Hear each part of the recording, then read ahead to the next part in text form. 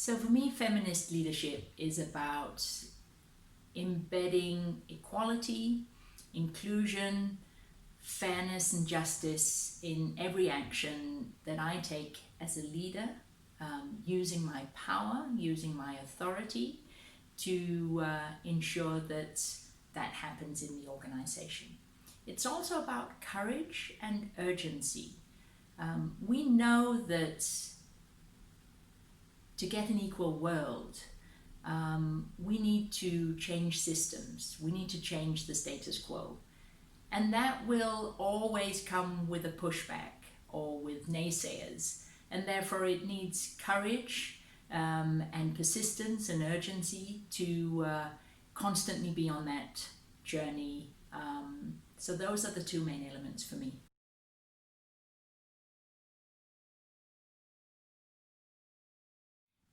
So I think there are two elements of that. One, of course, is that largely across the sector, 70% of our employees are women and 70% of the leaders are men. So there is an inbuilt inequality in the system. So that needs to be corrected urgently. The second part for me, though, is much more important, and that is that across our sector, we know, and it's certainly also been exposed in the press most recently, that there is power abuse that takes place. And at the heart of power abuse is a deep lack of understanding of the power and privilege and unconscious bias that lies in the system. And feminist leadership can help us address those issues.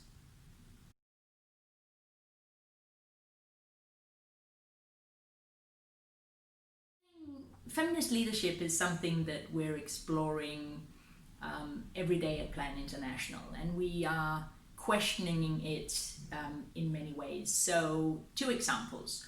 One, in every team, we are currently doing exercises around unconscious bias. So everybody can see where their biases might be and avoid them in day-to-day work. Another example is to attempt new meeting forms, really questioning who needs to be present when decisions are taken. How do we make the room more diverse, more inclusive, hear different voices and opinions before we take decisions?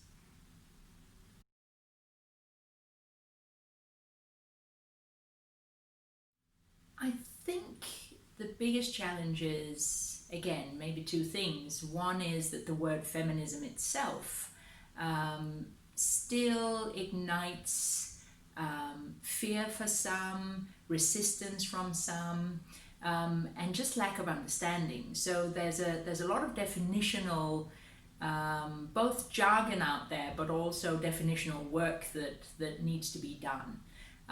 The other part of it is that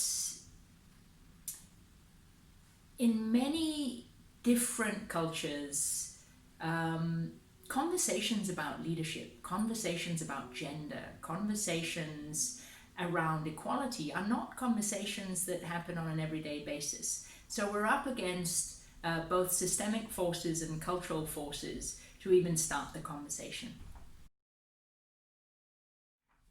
I think the most positive result that we're seeing at Plan International is that the conversation is now happening.